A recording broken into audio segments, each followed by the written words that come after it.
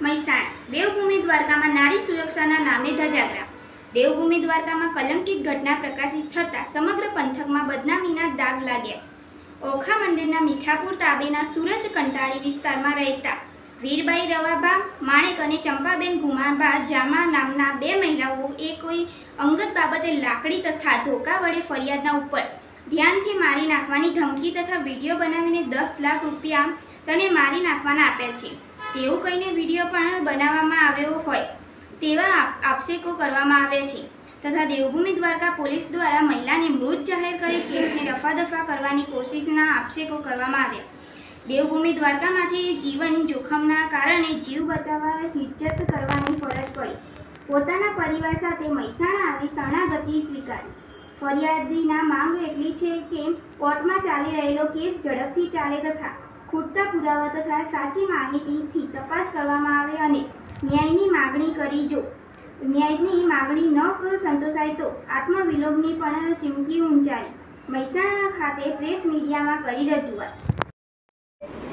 આપનું નામ જણાવજો અને શું સમસ્યા હતી અને વિગતવાર માહિતી આપજો। હું દેવભૂમિ દ્વારકાની વતની છું અને મારું નામ છે વર્ષાબેન ગોકળદાસ રૂપારેલિયા। અત્યારે હાલ હું મહેસાણા ભાડાના મકાનમાં રહું છું અને મારી સમસ્યા એ છે કે મારી ઉપર 23/12/2022ના રોજ જીવલેણ હુમલો થયેલો હતો જે લોકોએ બાજુવાળા વાઘે સમાજના લોકોએ મારી ઉપર 3 બહેનો દ્વારા કરાવેલો હતો। ન્યાયતંત્ર માટે અને પોલીસ તંત્ર દ્વારા તમે ક્યાંય રજૂઆત કરી છે? હા, પોલીસ પોલીસમાં અમે ફરિયાદ કરેલ હતી, સ્થાનિક પોલીસમાં, અને 3 મહિના તો અમે ત્યાં પ્રોટેક્શને બેસાડેલ હતું અમારા ઘરે, બરાબર।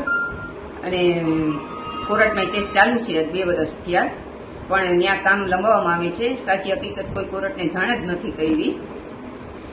દેવભૂમિ દ્વારકાની અંદર તમારા ઉપર જે અત્યાચાર થયો છે તો એ બારામાં શું કહેવા માંગશો અને શું તમને પ્રશાસન ત્યાંનો કોઈ સપોર્ટ કરે છે કે નથી કરતું? ના, ત્યાંના પ્રશાસન અમને કોઈ પણ જાતનો સપોર્ટ કરેલ નથી અને અમારું કામ વિલંબ કરાવવામાં આવે છે।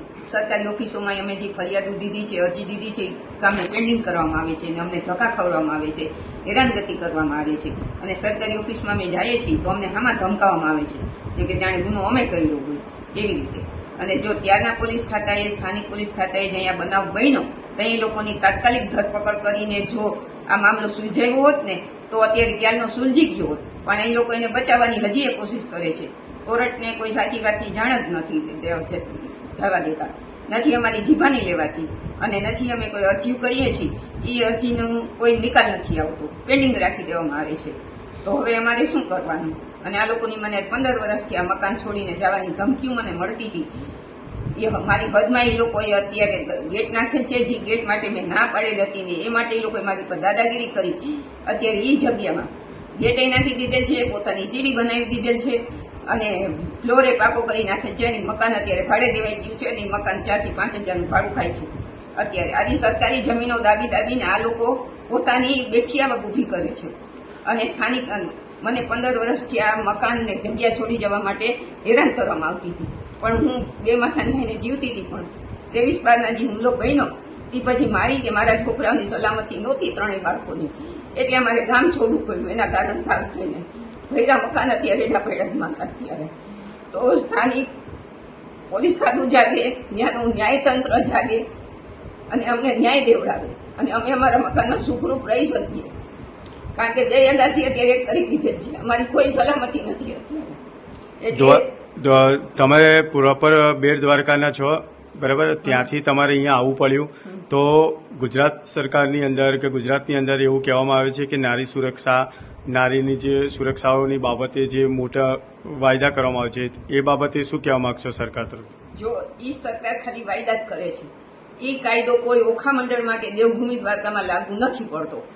ઉચ્ચ વર્ગની મહિલાઓનું અપમાન ગમે ત્યાં ગમે તે સ્થળે થાય છે ને આ તો હદ જ કરી છે। આ લોકોએ રોડ ઉપર ઢસડીને મારી પર 1 કલાક સુધી સોટીઓનો માર મરસાવાનો આવ્યો હતો, 10 કિલ્લાનો ગજિયાનો પથ્થર મને મારવામાં આવ્યો હતો, પણ છતાંય આ લોકો પર એક દીએ આ લોકોને લોકઅપમાં રાખવામાં નથી આવ્યા કે એની કોઈ વ્યવસ્થિત ધરપકડ નથી થઈ કે સાચી વસ્તુ શું છે એ કોર્ટ સમક્ષ લેવાની પોલીસ તંત્ર દ્વારા કંઈ થયું જ નથી અને હજી એને બચાવવાની કોશિશ કરે છે। અમે સરકારી ઓફિસોમાં જાય છે તો અમને ધમકીઓ દેવામાં આવે છે, અમને સામા ધમકાવવામાં આવે છે કે જાણે ગુનો અમે કર્યો।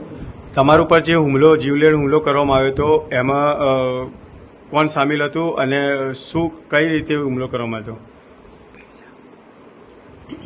મારા પર 3 બહેનો દ્વારા હુમલો કરવામાં આવ્યો હતો. એક હતા વીરબાઈબેન રવાબા માણેક, બરાબર. બીજા હતા ચંપાબેન ગુમાનભાઈ જામ, અને ત્રીજી વ્યક્તિનું મેં મોઢું નહોતું જોયેલું, પણ એ માથે ઓઢી અને જે ઓલું નાકું પૂરેલ હતું એમાંથી સોટિયું કાઢીને દેતી હતી. એટલે 99% વીરબાઈબેનની દીકરી હોઈ શકે, 99% હતી 3 બહેનો. અને જે આ લોકો મેં નામ ઉમેરવાની માંગણી કરી છે એમાં ગુમાનભાઈ જામ, રવાબા ડુડાબા માણેક, મેપાભા ખેતાભા જામ અને સોનીબેન મેપાભા જામ દ્વારા આ વસ્તુ થઈ છે. અને બધા ત્યાં લોકો ઘરની અંદર હાજર જ હતા. અને 40-50, 100-150 જણાનું ટોળું જોતું હતું, જે મદારીનો ખેલ જોવે ને એવી રીતે જોતું હતું. પણ મને કોઈ છોડાવવાનો પ્રયત્ન નથી કરેલ કે નથી કોઈ પોલીસ ખાતાને જાણ કરેલ. તો આનો મતલબ શું સમજવો? અને આ બહેનો જઈ મને મારતી હતી, 1 કલાક સુધી સોટીઓનો અત્યાચાર કરતી હતી. એ ખુદ બોલતી હતી કે તું આજ બચવાની નથી, તને આજ ભગવાને બચાવવા નહીં આવે, અને અમને તને મારી નાખવાના 10 લાખ રૂપિયા મળવાના છે, એટલે તને તું બચવાની જ નથી. આ સોપારી લઈને આ કામ થયું છે. આ અત્યાચાર મારી પર થતો હતો ને એ લોકો સોટીઓનો માર મારી પર વરસાવતા હતા. ત્યાં જ એ લોકો બોલતા હતા કે તને મારી નાખશું ને એના અમને પૈસા 10 લાખ રૂપિયા મળવાના છે, એટલે જ અમે વિડીયો શૂટિંગ કરીએ છીએ અને આખી ઘટનાનું આ વિડીયો શૂટિંગ કરેલ છે. તો આનો મતલબ શું? હવે તમારી શું માંગ છે?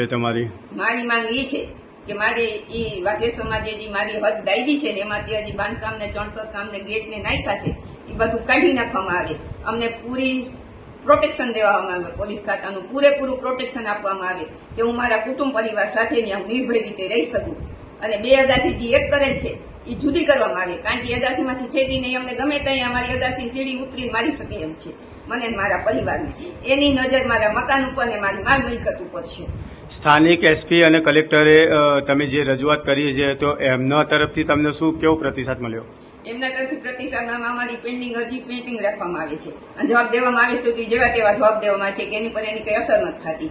અને કલેક્ટર સાહેબની પાસે અમે ગયા હતા રૂબરૂમાં, હું ને મારા વકીલશ્રી, તો અમને કીધું કે તમે એસપી સાહેબને મળતા જાજો. અમે એસપી સાહેબની ઓફિસમાં મળવા ગયા તો એસપી સાહેબને તો જાણે કેમ કહો કે આ રીતે આમ ચડાવીને રાખ્યા હોય એને તો અમને હામાં ધમકાવ્યા કે તારું કાંઈ નહીં હાલે, તમે કેમ કહેશો એમ તો થશે જ નહીં. આ બધાય ખરીદાઈ ગયેલ છે, ન્યાયતંત્ર, પોલીસ તંત્ર બધાય ખરીદાઈ ગયેલ છે. આ 10 લાખની જો ખંડણી મળતી હોય, સોપારી મળતી હોય તો પોલીસ ખાતું રૂપિયા લેતું જ હોય, તો જ એટલો કેસ વિલંબ કરવામાં. કારણ કે આ બનાવને અત્યારે 4થું વર્ષ ચાલુ છે. અત્યારે તે લોકોને સજા કેદુની પડી જવી જોઈએ.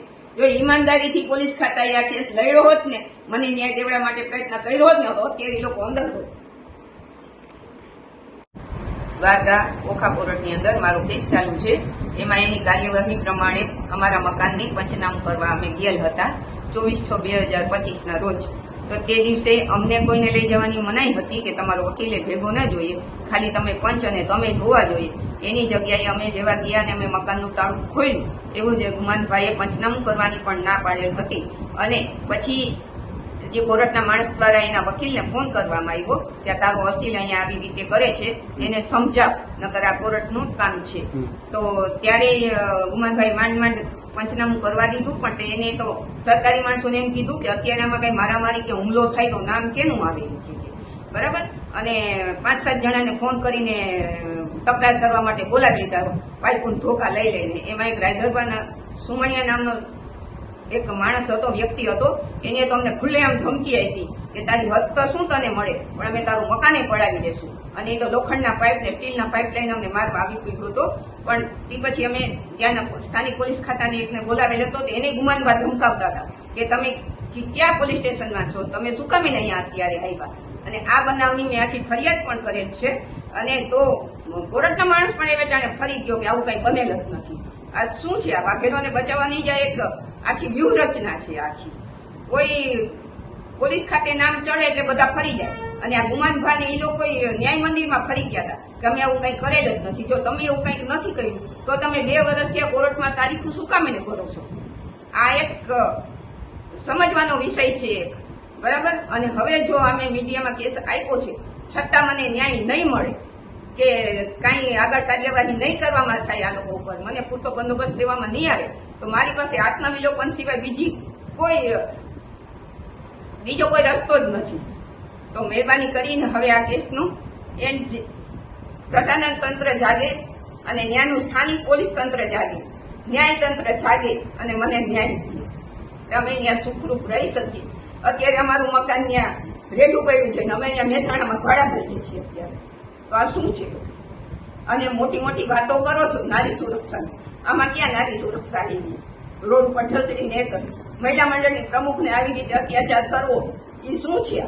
આ ક્યાં નારી સુરક્ષા થઈ? આમાં વાતો મોટી મોટી કરે છે, બાકી અંદર પોલીસ અધિકારીઓ સંડોવાયેલા છે એટલે કેસને આગળ નથી વધવા દેતા અને સત્ય હકીકત કોર્ટ સમક્ષ લાવવા નથી દેતા. નથી અમારી જીભાની લેવાતી કે નથી અમારી કોઈ અરજી મંજૂર કરવામાં આવતી. અને અમે જે મનાઈ હુકમ માંગેલા તો એને નામંજૂર તરત કરી નાખ્યો. એના માટે અમે અપીલમાં ગયા છીએ.